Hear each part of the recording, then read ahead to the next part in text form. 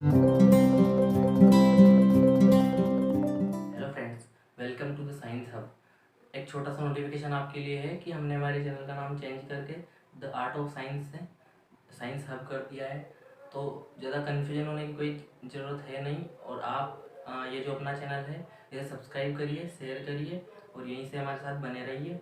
और आपको बिल्कुल वैसे ही जैसे पहले प्लेलिस्ट में वीडियोस जो मिल रहे थे, वैसे ही आपको वीडियोस और लेक्चर्स मिलते रहेंगे। तो आप पढ़ते रहिए, ठीक है।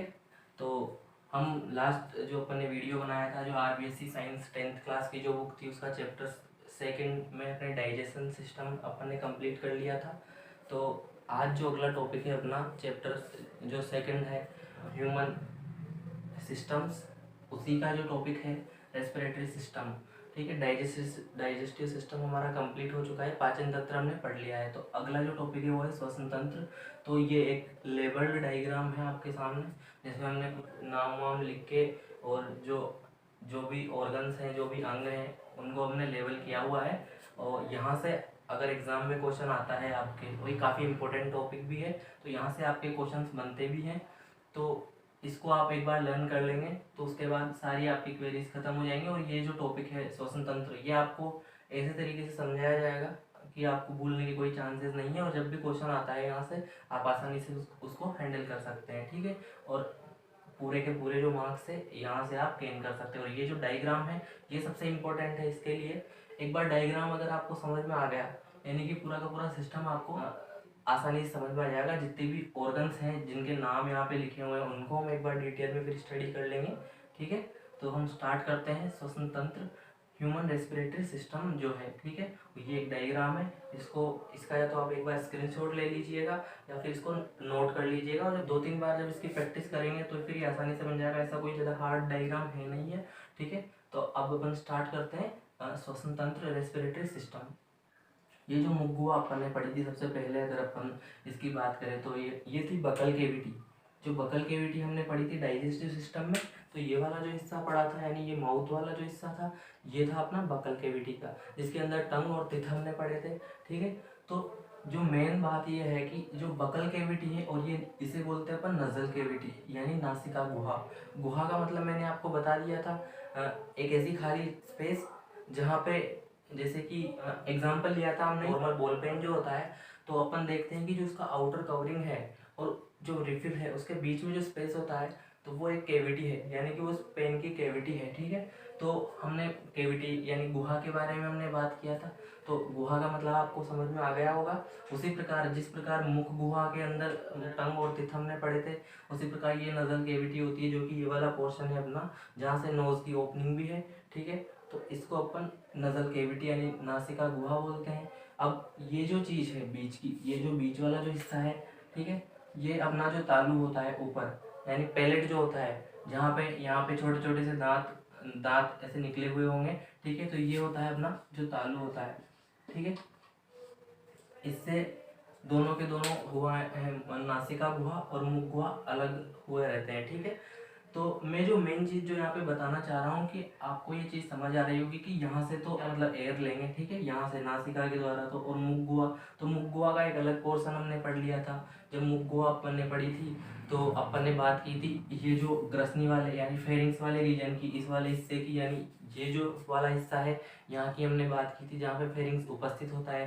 फेरिंग्स का काम क्या था कि इसके अंदर होता है एपिग्लोटिस। एपिग्लोटिस का क्या काम रहता है, जो अलग अलग जो दो पाइप हैं, तो एक पाइप वो ये वाला था और एक इसी की जस्ट पीछे की साइड या इसी के साइड में हल्का सा अपन बात कर लेते हैं, इसके पीछे की साइड वो जो पाइप होगा उसको अपन ग्रसिका बोलते हैं, जहाँ से जिसको फूड पाइप बोला जाता है ना। उसका जो नाम है ओसोफेगस। तो जब अपन खाना खाते हैं, जब मुख गुहा से जो खाना जाएगा तो एपिग्लोटिस ब्लॉक कर लेगा ट्रेकिया वाले पोर्शन को, श्वसनली को ब्लॉक कर लेगा। तो खाना जो है अपना जो ग्रसनी वाले पार्ट से एपिग्लोटिस की वजह से जो खाना है वो फूड पाइप यानी आहार नाल के अंदर जाएगा। अभी अपन पढ़ रहे हैं श्वसन तंत्र, जो जो सांस है अपनी, जो अपन वायु के द्वारा जो श्वसन करेंगे, तो वायु जो अपन अंदर लेंगे, तो वो जो श्वसन है यहाँ से जाके, और ये जो एपिग्लोटिस है इस बार ये फूड पाइप को ब्लॉक कर लेगा, ठीक है। और जो सांस है वो कहाँ पे जाएगी, अपनी श्वसनली के अंदर, ठीक है। अब जो एक नई चीज़ जो आपको यहाँ पे पढ़ने को मिली, ये है लेरिंग्स। लेरिंग्स की अगर बात करें तो लेरिंग्स एक हड्डी जैसी स्ट्रक्चर है, ठीक है। तो उसमें से जब एयर पास होती है, ठीक है, तो अपना साउंड निकलता है। तो ये है जो साउंड प्रोडक्शन डिवाइस, इसको अपन बोल सकते हैं, ठीक है, इसको बोल सकते हैं साउंड प्रोड्यूस यहाँ से होता है, ठीक है। लेरिंग्स का क्या काम है? साउंड प्रोडक्शन इसका मेन वर्क है। तो ये जो है लेरिंग्स साउंड प्रोड्यूस ये करता है जब एयर जो है इसके अंदर से पास होके निकलती है, अंदर जाती है और फेफड़ों से जब वापस निकलती है, जब अपन बोलते हैं, है ना, ठीक है। तो तब जो साउंड है वो लेरिंग्स की हेल्प से ये जो साउंड बाहर निकलता है तो वो ध्वनियों के रूप में हमको समझ आता है, अपन को सुनाई देता है, ठीक है। अगला जो पार्ट है, जैसे कि अब एयर जो है ये नोज से आई, ऑक्सीजन हमने, ऑक्सीजन क्या मतलब एयर ली हमने, ठीक है, वो आई नोज से यहाँ पे, ठीक है। एपिग्लोटिस का क्या काम बताया था? जो ओसोफेगस है इसको ये ब्लॉक कर लेगा। इस बार ओसोफेगस जो आहार नाल थी अपनी, वो जो पाइप है उसे ओसोफेगस बोलते हैं, तो उसको ये ब्लॉक कर लेगा, ठीक है। एक बार जब मुख गुहा है, जब खाना खाएंगे तो मुख गुहा से, तो तब ये सिर्फ श्वास नली को ब्लॉक कर लेगा। तो जब हम भोजन ग्रहण करेंगे तो ये श्वास नली को ब्लॉक कर लेगा, ठीक है। तो खाना जो है श्वास नली के होते हुए फेफड़ों में नहीं जा पाए, इसका ये ध्यान रखता है।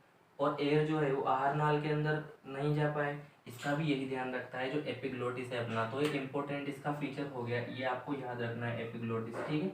उसके बाद लेरिंग्स अपन ने पढ़ लिया, आपको समझ आया होगा लेरिंग्स, ठीक है। अगला जो पार्ट है, जो एयर है वो यहाँ से होते हुए जाएगी श्वास नली के अंदर। अब जो श्वास नली है, तो जो श्वास नली अपनी होती है ये एक लंबी सी पाइप होती है, जैसे ओसोफेगस होती है, ये कुछ उसी तरह की, लेकिन ये हल्की सी उससे हार्ड होती है, ठीक है।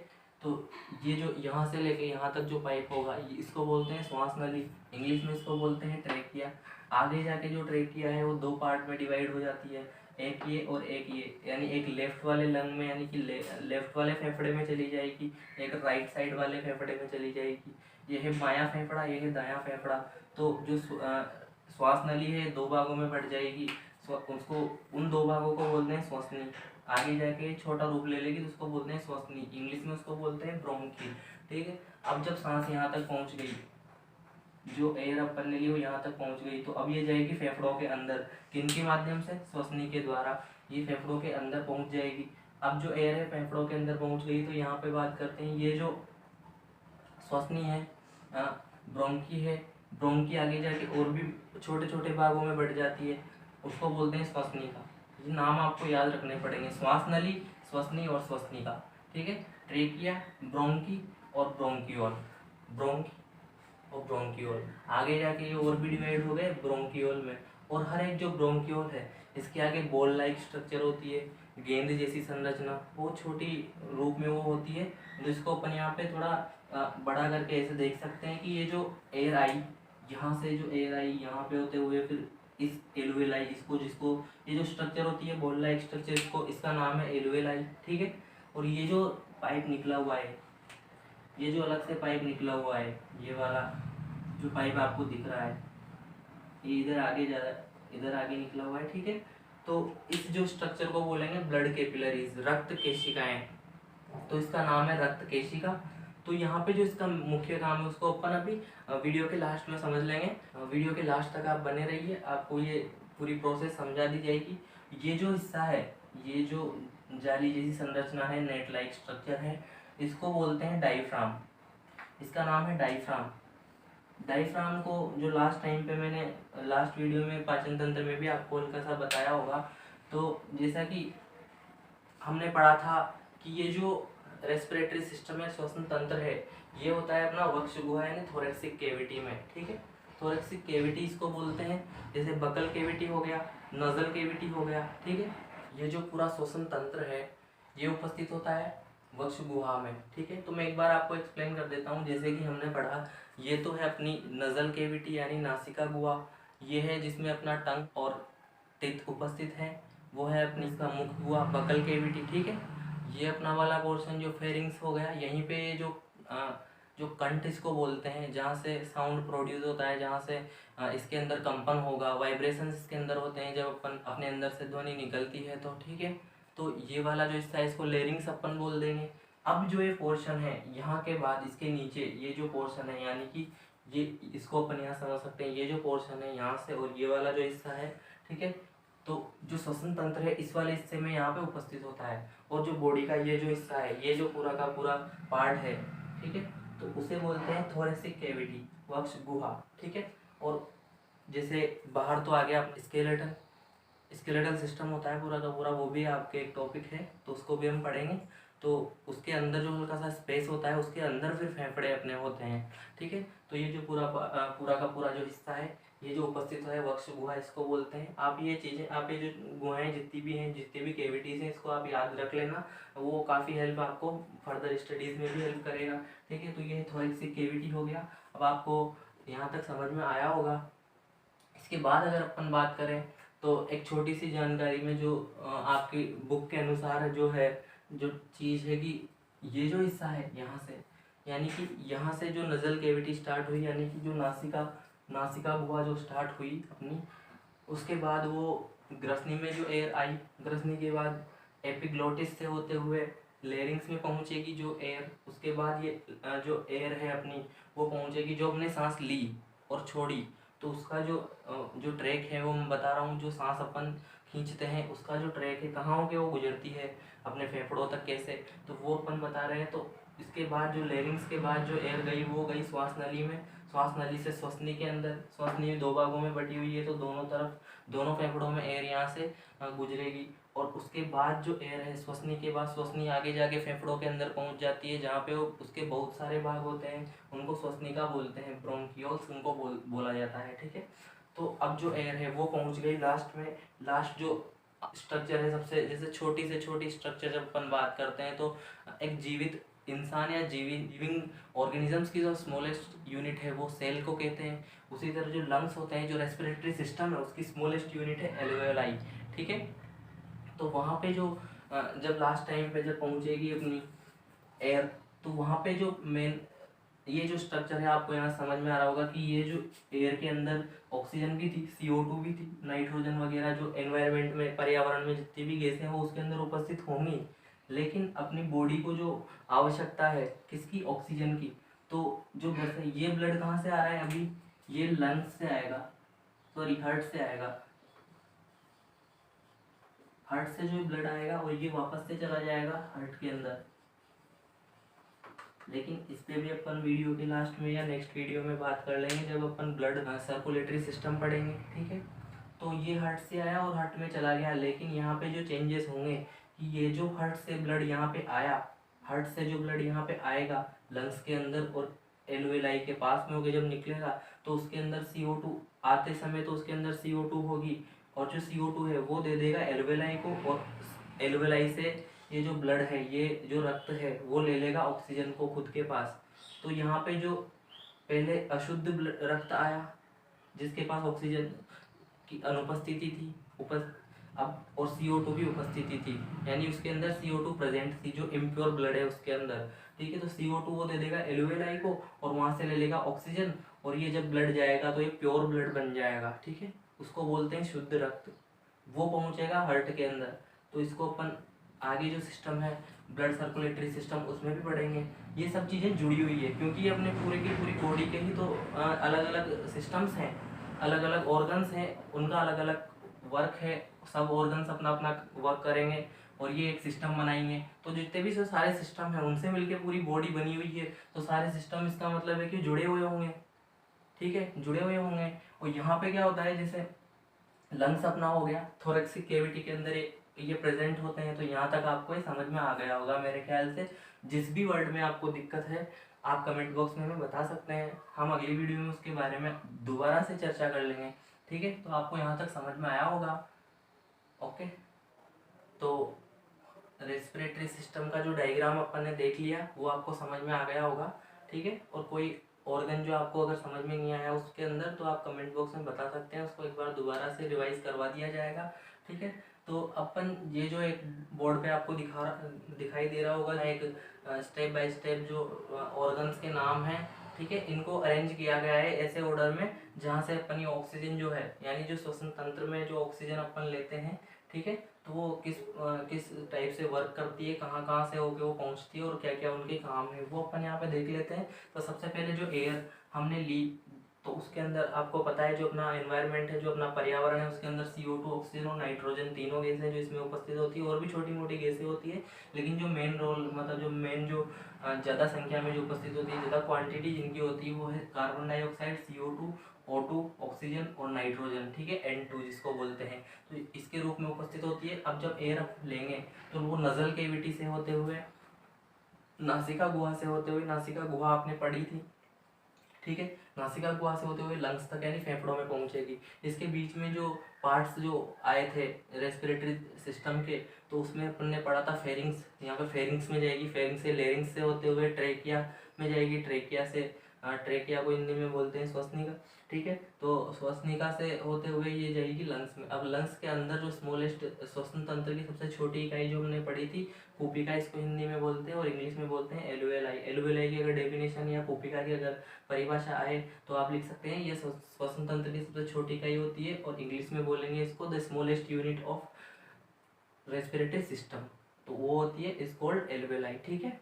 तो यहाँ तक आपको समझ में आया होगा। एलुवेलाई के दो काम हैं, ठीक है, जो सबसे मेन इंपॉर्टेंट जो वर्क है इसका रेस्पिरेटरी सिस्टम में सबसे मेन इंपॉर्टेंट जो पार्ट है एलुवेलाई, वो काफ़ी इंपॉर्टेंट है, वो इसीलिए क्योंकि इसके दो काम है। जो जैसे कि यहाँ पे एलुवेलाई है, ये जो ब्लड स्ट्रीम इसके पास से निकल रही है, जैसे ये एक एलुवेलाई ये हमने बनाई, ठीक है, ये जो एलुवेलाई है इसके पास से जो ब्लड स्ट्रीम निकली हुई है, ठीक है।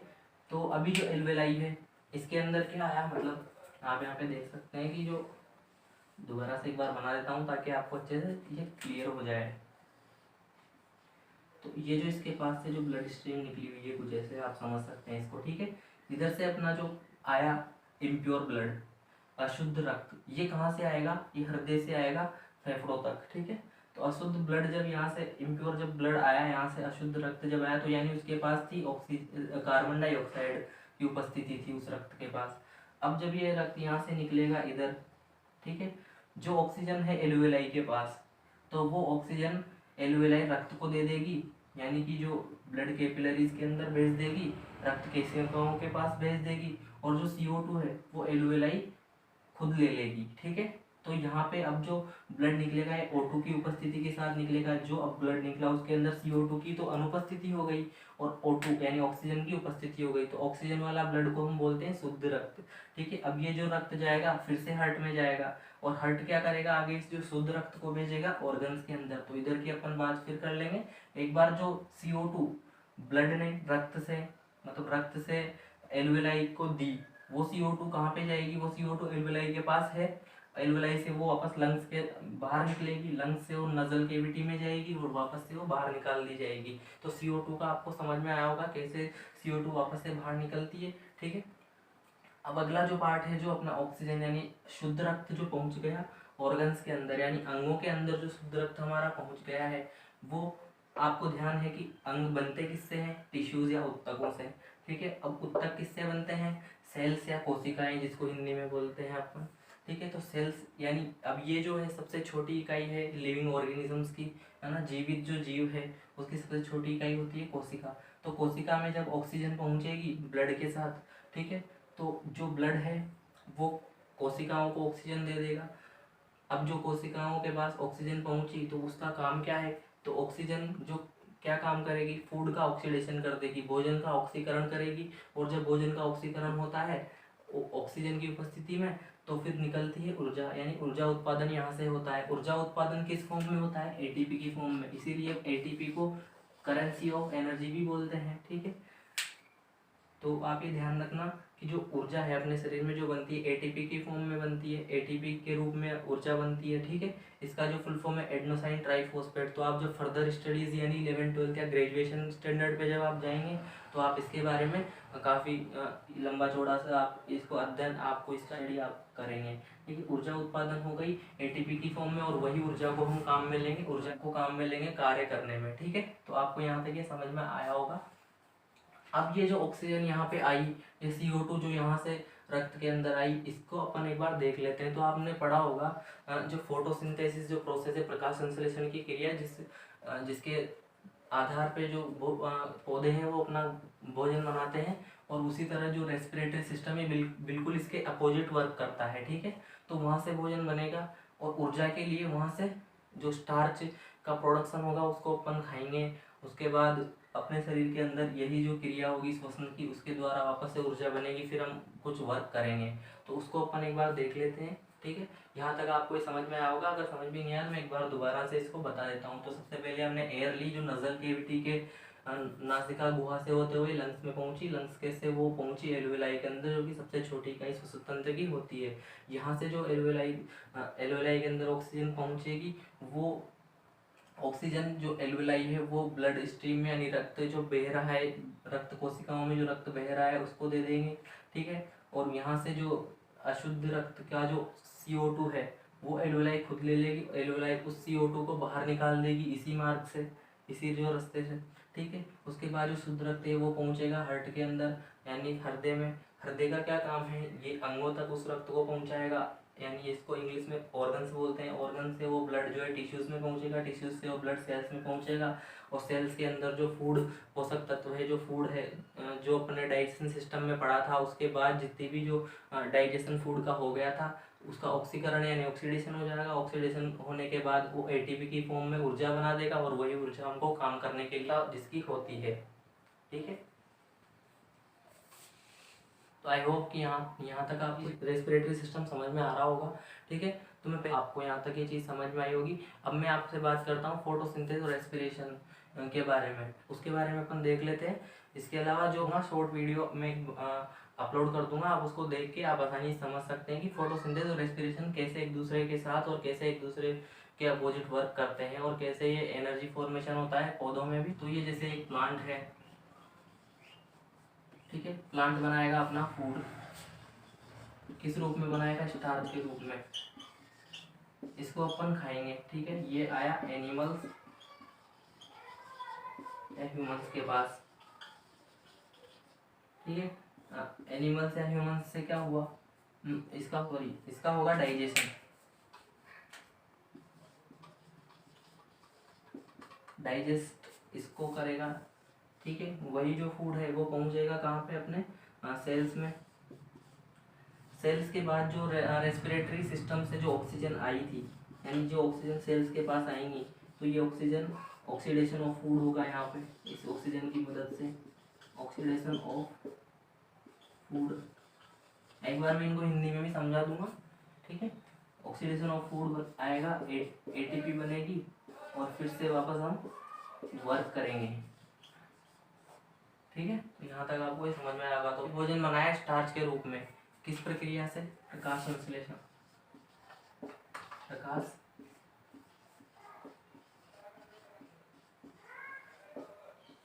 संश्लेषण से स्टार्च बना। स्टार्च को एनिमल्स ने खाया, ह्यूमंस ने खाया, डाइजेस्ट हुआ, कोशिकाओं तक पहुंचा। CO2 रेस्पिरेटरी सिस्टम से CO2 आई कोशिकाओं के पास, ऑक्सीडेशन ऑफ फूड हुआ, यानी ऑक्सीकरण, भोजन का ऑक्सीकरण हुआ, ATP बनी, और वो हेल्प करेगा कार्य करने में, ठीक है। तो आपको ये चीज़ यहाँ तक समझ में आई होगी। तो हम पहले रेस्पिरेटरी सिस्टम को और भी अच्छे से पढ़ लेते हैं, जो आपकी बुक में दिया हुआ है। तो यहाँ तक हमने पढ़ लिया श्वसन तंत्र, उसका डायग्राम अपन ने पढ़ लिया। और जब आप एग्जाम में भी जब आप डायग्राम बना तो उसके साथ जो नाम है, कम से कम 5-7 नाम आप याद करके रखें, तो उनको आप लेबल करके उनको लिख के आए, ठीक है। जैसे कि हमने ट्रेकिया याद कर लिया, श्वसनिका, श्वसनी, फेफड़े, तो ये आप लेबल करके आए। तो उससे ना एग्जामिनर जो है उसको आपको नंबर देने पड़ेंगे, ठीक। अगर आपको थ्योरी याद भी नहीं है ना, और आपको अगर डायग्राम याद है, तो डायग्राम से वो जो चित्र बनाएंगे आप, उससे आपको काफ़ी अच्छे नंबर मिल जाएंगे, ठीक है। तो उसके बाद जो आपके चैप्टर के अंदर, आपकी बुक के अंदर, IBSC की जो बुक है उसके अंदर जो दे रखा है श्वसन तंत्र 2 भागों में उसको बांट रखा है। जैसे हमने डायग्राम में भी पढ़ लिया था, वहाँ पे जो 2 नाम लिखे हुए थे, ऊपरी श्वसन तंत्र और निचला श्वसन तंत्र।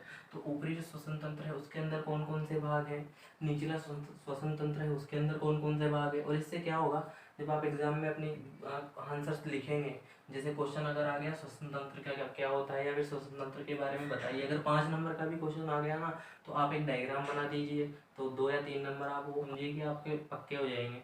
और उसके 2-4 नाम लेबल कर दीजिए, ठीक है। उसके बाद आप ये जो चीज़ें हैं ऊपरी श्वसन तंत्र और निचले श्वसन तंत्र, इसको ऐसे के ऐसे ही वहाँ पे आप बना दीजिए। ऊपरी श्वसन तंत्र अपर रेस्पिरेटरी सिस्टम के अंदर हमने क्या क्या पढ़ा था, नासिका, नासिका गुहा जो हमने पढ़ी, उसके बाद मुख और मुख गुहा जो हमने पढ़ी। ठीक है, तो आपको ये चीज़ें समझ में आ गई होगी। नासिका गुहा कहाँ पे होती है, ये वाला पोर्शन नासिका गुहा होता है। ठीक है, तो वो हमने पढ़ लिया। उसके बाद मुख गुहा हमने पढ़ ली। उसके बाद जो है जो एयर है वो जाएगी फेरिंग्स में, और फेरिंग्स जो है वो डाइजेस्टिव सिस्टम में भी ये 3 प्रकार का ही था, और यहाँ पे भी ये 3 टाइप का है। ठीक है, और जो अगला जो पार्ट है लेरिंग्स है, तो ये हो गया ऊपरी श्वसन तंत्र। अब इनकी अगर बात करें इन भागों की, तो नेजोफेरिंग्स जो बोलते हैं, नेजोफेरिंग्स होता है नासिका गुहा के बाद जो फेरिंग्स वाला भाग है यानी ग्रसनी। अगर बात करें नेजोफेरिंग्स की, तो नेजोफेरिंग्स को हिंदी में बोलते हैं नासिका ग्रसनी। ठीक है, या नासाग्रसनी। ठीक है, ओरोफेरिंग्स को बोलते हैं मुखाग्रसनी, और जो कंठ ग्रसनी बोलते हैं लेरिंग्स यानी लेरिंगोफेरिंग्स को।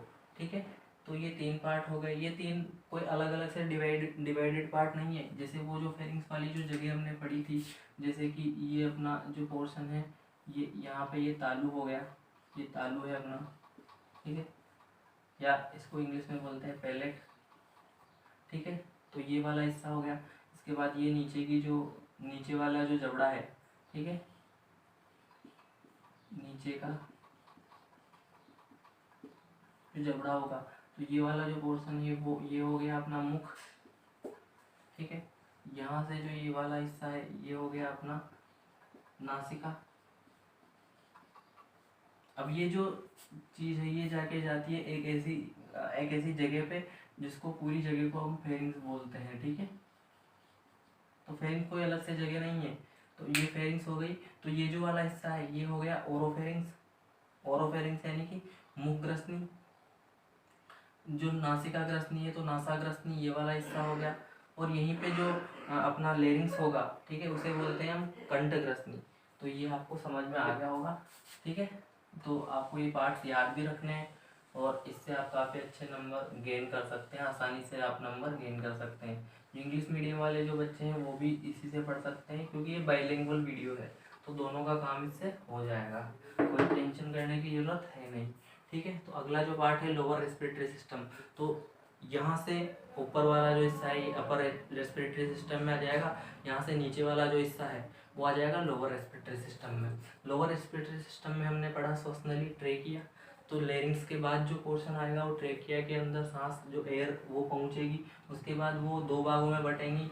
एक लेफ्ट वाला लंग है वहाँ पे जाएगी, और एक जो पाइप है वो राइट वाले लंग है वहाँ पे जाएगी।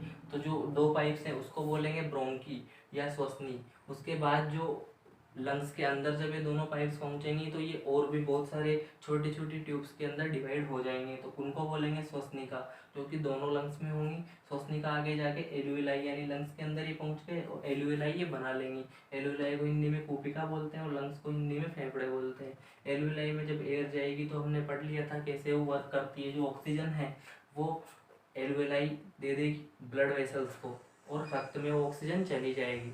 ठीक है, तो यहाँ तक आपको ये समझ में आया होगा। और आज का ये जो आपका टॉपिक है रेस्पिरेटरी सिस्टम, ये आधे से ज़्यादा कंप्लीट हो चुका है। कल 10 या 15 मिनट की वीडियो में इसको हम कंप्लीट कर देंगे। तो रेस्पिरेटरी सिस्टम आपका कंप्लीट हो जाएगा। डाइजेस्टिव सिस्टम कंप्लीट हो चुका है। आप इनको रिवाइज करिए। अगर आपको कोई क्वेश्चन में दिक्कत है तो आप कमेंट करिए, उसको हम अगली जो वीडियो है उसमें सॉल्व कर देंगे। ठीक है, तो यहाँ तक आपको समझ में आया होगा। सब्सक्राइब करिए हमारे चैनल को। इम्पोर्टेंट नोटिफिकेशन था ये जो चैनल का नाम हमने चेंज किया उसी लिए किया है कि ताकि बच्चों को आसानी से वो मिल जाए। तो वो थोड़ा जो पहले का नाम था वो थोड़ा बड़ा भी था, तो इसीलिए हमने अपने चैनल का नाम कर दिया है साइंस हब। ठीक है, तो साइंस हब क्लासेस, जहाँ पे आपको साइंस की NCERT, CBSE, RBSE सब जो क्लासेस है वो आपको अवेलेबल करवा दी जाएगी। तो यहाँ ठीक है, चैनल को ज़्यादा से ज़्यादा बच्चों को शेयर करिए और सब्सक्राइब करिए हमारे चैनल को द साइंस हब को। Thank you.